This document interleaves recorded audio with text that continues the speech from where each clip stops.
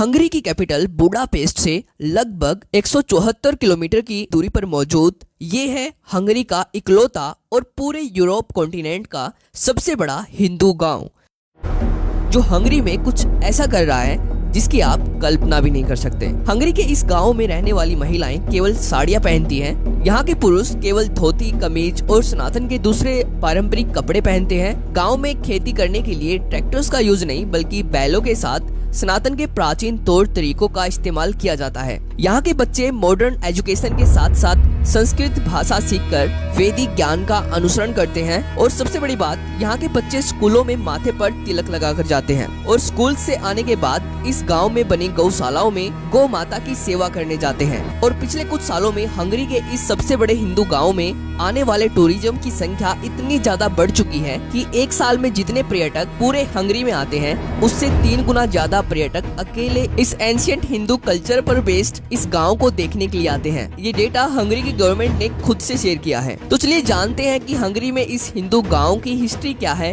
कैसे आज ये गांव हंगरी में इतना ज्यादा ट्रेंड कर रहा है, इसको किसने और क्यों बनाया, और जानेंगे कि कैसे यूरोपियन कंट्रीज में धीरे धीरे सनातन के एंशिएंट कल्चर की डिमांड बढ़ती जा रही है, जिससे इन देशों में सनातन के लिए एक बड़ी अपॉर्चुनिटी इंतजार कर रही है। तो इस वीडियो को पूरा जरूर देखना, बहुत सारी नई चीजों के बारे में आपको पता चलने वाला है। और अगर आपको ये वीडियो इम्पोर्टेंट लगती है तो वीडियो को लाइक करके इसको अपने रिलेटिव्स के साथ शेयर कर देना, जिससे इस वीडियो की रीच बढ़े और वीडियो ज्यादा से ज्यादा ऑडियंस तक पहुंचे। तो चलिए देखते हैं।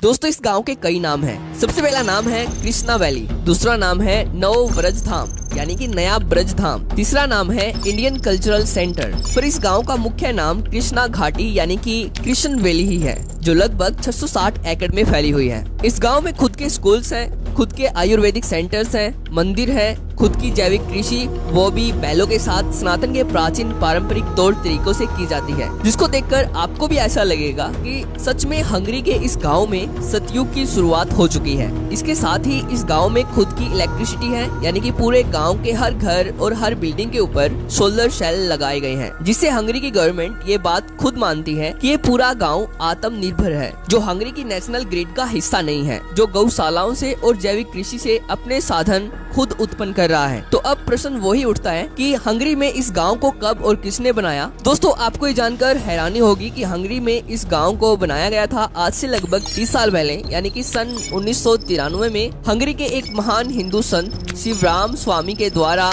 हंगरी में इस गांव की स्थापना की गई थी। और शिवराम स्वामी के निस्वार्थ भावना से किए गए सनातन के प्रति महान कामों को बताना शायद ही मेरे लिए इस वीडियो में पॉसिबल हो, क्योंकि अगर मैं इस महान संत के द्वारा किए गए सभी कामों को इस वीडियो में बताने लग जाऊं तो ये वीडियो 1 घंटे से ऊपर चली जाएगी। दोस्तों, शिवराम स्वामी का जन्म सन 1949 में हंगरी की कैपिटल बुडापेस्ट में हुआ था और तब ये सनातन धर्म से दूर दूर तक कोई संबंध नहीं रखते थे। पर जब ये सन 1980 में लंदन आए तब इन्होंने भगवत गीता से प्रेरित होकर इस्कॉन को ज्वाइन किया और इस्कॉन के माध्यम से सनातन धर्म अपनाया और अपना सब कुछ छोड़ सनातन में एक साधु का जीवन अपना लिया और अपना सिंपल लिविंग और हाई थिंकिंग का मोटो बनाया, जो सनातन के वेदों से इंस्पायर्ड है। और इनको भगवत गीता इतनी ज्यादा पसंद आई कि हंगेरियन लैंग्वेज में भगवत गीता को ट्रांसलेट करने का पूरा क्रेडिट भी इन्हीं को दिया जाता है, जिसको पढ़कर बहुत सारे हंगरी के लोग सनातन धर्म अपना पाए हैं और इस हिंदू वैदिक गाँव में रहने के लिए प्रेरित हुए हैं। जिसके कारण साल 2009 में शिवराम स्वामी के कामों से खुश होकर हंगरी के उच्च शिक्षा और विज्ञान के तत्कालीन राज्य सचिव कैरोली मनहर्ज के द्वारा इनको हंगरी गणराज्य के गोल्ड क्रॉस ऑफ मेरिट से सम्मानित किया गया, जो हंगरी में दूसरा सबसे बड़ा पुरस्कार है। यह पुरस्कार शिवराम स्वामी के उत्कृष्ट और मूल्यवान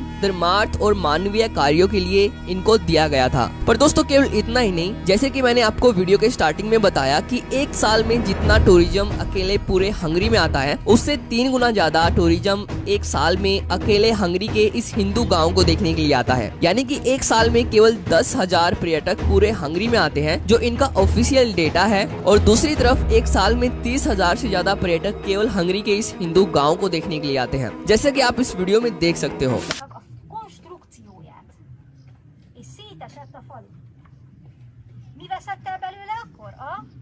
यहाँ पर हर हिंदू त्योहार को बहुत ही ऑर्गेनाइज तरीके से धूमधाम से मनाया जाता है, इसलिए खुलेआम हंगरी की गवर्नमेंट इस हिंदू गांव को पूरी तरह से सपोर्ट कर रही है हंगरी में कृष्ण भक्ति के माध्यम से सनातन धर्म का प्रचार करने के लिए। और इस गांव का हंगरी में ट्रेंड कितना ज्यादा बढ़ चुका है इसका अंदाजा आप यहाँ से लगा सकते हो कि जब ये गांव बनाया गया था तब इसके लिए 110 एकड़ लैंड खरीदा गया था इस्कॉन के द्वारा, और आज ये गांव फैलकर 660 एकड़ का हो चुका है। और धीरे धीरे हर साल इस्कॉन हंगरी में और ज्यादा लैंड खरीद रही है इस हिंदू इको विलेज को फैलाने के लिए। तो आज की इस वीडियो में इतना ही। अगर आपको वीडियो में दी गई जानकारी पसंद आई हो तो वीडियो को लाइक जरूर कर देना। तो थैंक्स फॉर वॉचिंग।